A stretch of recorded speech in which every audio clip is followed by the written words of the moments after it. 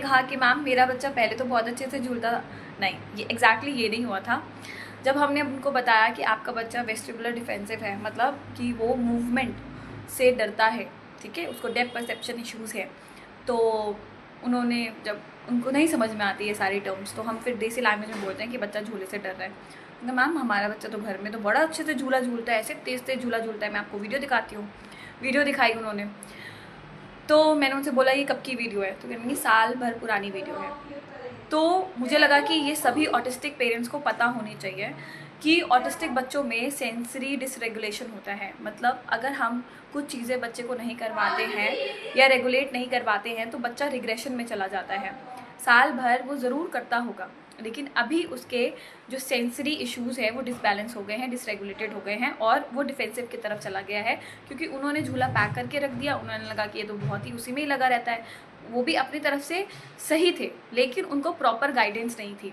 तो इसी वजह से मैं अवेयरनेस जो फैलाती हूँ वो इसी वजह से फैलाती हूँ, ताकि ऑटिस्टिक पेरेंट्स को पता होना चाहिए कि अपने बच्चे को कैसे हैंडल करना है, कैसे चेक करना है कि उसके कौन से सेंसेस पे इफ़ेक्ट पड़ रहा है। ठीक है, तो सबसे पहले आपको ये पता होना चाहिए कि हमारे कितने सेंस होते हैं। ठीक है, जो हमारे सेंसेस होते हैं वो कितने होते हैं, आपको ये पता होना चाहिए। तो हमारे टोटल 8 सेंसेस होते हैं। जब आपको ये पता होगा तभी तो आप घर पे ये चेक कर पाओगे कि मेरा बच्चा किस एरिया में लैक कर रहा है, या फिर कौन से सेंसरी इशू इसका बढ़ा हुआ है या फिर कम हो रहा है, या कैसे करना है हमें काम। जब आपको यही नहीं पता चलेगा तो आप ये रहोगे पता नहीं क्या प्रॉब्लम है मेरे बच्चे को, है ना। तो इसमें नहीं, अपने बच्चे को, मैंने बोला ना कि अपने बच्चे के साथ रहोगे, समझोगे, तो ही तो उस पर काम कर पाओगे। ये चीज़ें आपको भी पता होनी चाहिए कि बहुत सारे ऑटिस्टिक बच्चों की जर्नी अलग होती है। जैसे कि वो जो बच्चा था उस बच्चे के सिम्टम्स पहले से ही वो डिलेड था बच्चा, ठीक है, और पेरेंट्स को लग गया था कि कुछ ना कुछ प्रॉब्लम है। ऐसे बच्चे भी होते हैं जो 2 साल तक एकदम नॉर्मल होते हैं, मतलब एकदम नॉर्मल, पेरेंट्स को कोई अंदाज़ा भी नहीं होता, और फिर उसके बाद रिग्रेशन होता है बच्चों में।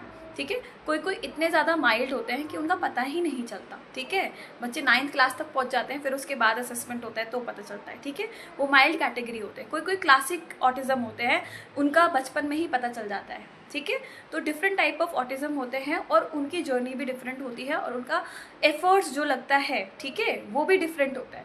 ठीक है, किसी किसी को सच में बहुत ज़्यादा ज़रूरत होती है थेरेपीज़ की, प्रॉपर गाइडेंस की। कोई कोई इन्वायरमेंट से ही सीख जाते हैं।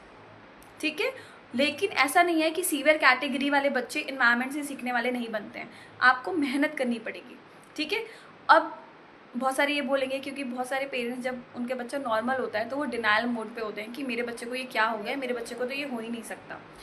तो ये होता किस वजह से है, सबके जानना ये है कि होता क्या है, आखिर हम होने से कर क्या लेंगे। लेकिन फिर भी मैं आपको बता दूँ कि ऑटिस्टिक बच्चों का जो सिम्टम्स होते हैं वो कभी कभी इन्वायरमेंटल की वजह से ट्रिगर हो जाते हैं। कभी कभी उनको फीवर हो जाता है, वायरल इन्फेक्शन या किसी वजह से उस चीज़ से ट्रिगर हो जाते हैं सिम्टम्स। ठीक है, और कभी कभी इन बच्चों को सीजर भी आते हैं। कभी कभी ऐसा सीजर आते हैं कि पेरेंट्स के नोटिस में नहीं आता। ठीक है, इस वजह से हमें, अगर आप अर्ली स्टेज पे टेस्ट वगैरह कराना चाहते हो तो करवा लो, लेकिन बार बार मत कराओ। एक बार आपको पता चल गया तो उस पर काम करवाओ। ठीक है, क्योंकि कुछ चीज़ें चेंज नहीं होने वाली, हमें बस सिम्टम्स पे काम करना है। ठीक है, सिम्टम्स पे काम करेंगे, बच्चा काफ़ी बेटर हो जाता है। ठीक है, और जब आप समझने लग जाओगे कि ये इस वजह से हो रहा है, ये उस वजह से हो रहा है, और उस एरिया पे काम करने लग जाओगे, तो ऑफ कोर्स आपके बच्चे को बहुत राहत मिलेगी। ठीक है, तो अभी हम बात कर रहे थे सेंसेस के बारे में। सबसे पहले हमें पता होनी चाहिए कि हमारे कितने सेंसेस होते हैं। हमारे 8 सेंसेस होते हैं। कौन कौन से होते हैं? ऐसे 5 तो आपको पता ही होंगे, आइज, नोज, टंग, है ना। तो इसका हम फंक्शन देखेंगे। आइज का क्या होता है? विजुअल, देखना। नोज का क्या होता है? ऑल्फैक्टरी बोलते हैं इसको, मेडिकल टर्म है, ठीक है, सूंघना। ठीक है, स्मेल होता है। और टंग का क्या होता है? गस्टेटरी बोलते हैं इसको, ठीक है, टेस्ट, और हमारा स्पीच को प्रोडक्शन करना, हेल्प करना, हमारी सही प्रॉपर साउंड निकालना, ये सारे होते हैं। ठीक है, और फिर उसके बाद स्किन। स्किन को हम टेक्टाइल टर्म यूज़ करते हैं, लेकिन ये इससे हम क्या करते हैं, हमारे स्किन में बहुत सारे रिसेप्टर्स होते हैं जो हमारे ब्रेन को सिग्नल देते हैं। ठीक है, ऑटिस्टिक बच्चों के सिग्नल्स में ही तो प्रॉब्लम होती है कि प्रॉपर सिग्नल्स उस टाइम पे, या फिर वो प्रोसेसिंग डिसऑर्डर होता है, मतलब वो प्रोसेस नहीं कर पाते उस सिग्नल को, या फिर ओवरलोड हो जाता है। मतलब कि एक स्टिमुलस मिला, लेकिन उस स्टिमुलस ब्रेन बताएगा कि बहुत सारा स्टिमुलस मिल गया। ठीक है, तो जिसमें हम हाइपर सेंसिटिविटी और हाइपो सेंसिटिविटी के डिफरेंसेस आ जाते हैं। तो बहुत लंबी कैटेगरी है। तो अभी हम सिर्फ सेंसेस के बारे में बात करेंगे, ज़्यादा पजल नहीं होंगे। 8 सेंसेस होते हैं, कौन कौन से? आईज, विजुअल हो गया, नोज ऑल्फैक्टरी हो गया, टंग गस्टेटरी हो गया, स्किन टेक्टाइल हो गया, ठीक है, हेयरिंग का ऑडिटरी हो गया, ठीक है, 5 ये हो गए। और 3 होते हैं हिडन सेंसेस, कौन कौन से? प्रोप्रियोसेप्शन, वेस्टिबुलर और इंट्रोसेप्शन। प्रोप्रियोसेप्शन क्या होता है? Awareness of body in space, मतलब कि अगर मेरा हाथ ऊपर जा रहा है तो मुझे पता है कि मेरा हाथ ऊपर है, ठीक है, ये क्या हो गई? अवेयरनेस। अब जिन बच्चों को अवेयरनेस नहीं होती तो उनका क्या होता है? पोस्चर बेकार रहता है, मतलब वो कभी ऐसे बैठ रहे हैं, कभी वैसे बैठ रहे हैं, डब्लू सिटिंग में आप देखोगे वो बैठेंगे, या फिर उनका इतना ज़्यादा आपको लगेगा कि ओवर फ्लेक्सिबल है मेरा बच्चा, या फिर कभी इधर गिर रहे हैं, कभी उधर गिर रहे हैं, तो उन्हें अवेयरनेस ही नहीं है कि अपनी बॉडी को कैसे कंट्रोल करना है, तो awareness of body in space नहीं है उन्हें, ठीक है। फिर है इंट्रोसेप्शन। इंट्रोसेप्शन में क्या होता है कि बच्चे को अपनी अंदर की फीलिंग्स के बारे में पता नहीं चलता, ठीक है, इमोशन डिसरेगुलेशन भी इसी के अंडर आता है।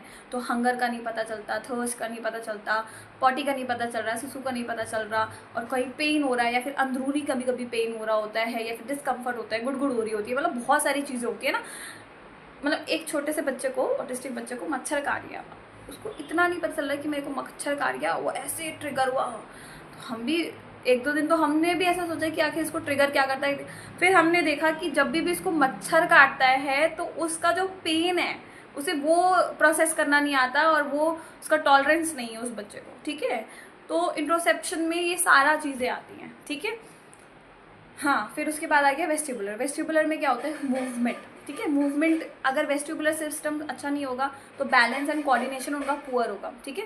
बैलेंस एंड कोऑर्डिनेशन में भी बहुत सारे पार्ट्स होते हैं, बायलेटरल कोऑर्डिनेशन नहीं होगा, आई हैंड कोऑर्डिनेशन नहीं होगा, ठीक है। और जैसे कि जितने भी मूवमेंट वाली चीज़ें हो गई, जैसे स्विंग हो गया, या फिर कहीं पे मोशन हो रहा है, कार हो गया, ठीक है, या फिर ऊंचे नीचे रास्ते हो गए, उन सारी चीज़ों से या तो वो ज़्यादा करेंगे या वो कम करेंगे, ठीक है। तो ये सारे सेंसेस होते हैं। अब इन सेंसेस को हम कैसे जाने घर पर कि मेरे बच्चे का कौन सा सेंस बिगड़ा हुआ है, क्या नहीं है, क्या नहीं है, ठीक है। तो इसके बारे में बहुत लंबी वीडियो हो गई है, हम नेक्स्ट में बताएंगे कि कैसे कर सकते हैं। और आप कमेंट में लिख सकते हो कि आपको अपने बच्चे को देख के क्या समझ में आता है, कि आपके बच्चे को कौन सी ऐसी प्रॉब्लम है जो आपको ऐसा लगता है कि मैम ये क्यों है, किस लिए है, कौन से सेंस की वजह से है, क्या ये बिहेवियर की वजह से है, क्या ये रिफ्लेक्स की वजह से है, किस वजह से है, और इस पर कैसे काम करें। तो आप कमेंट में लिख सकते हो। Thank you.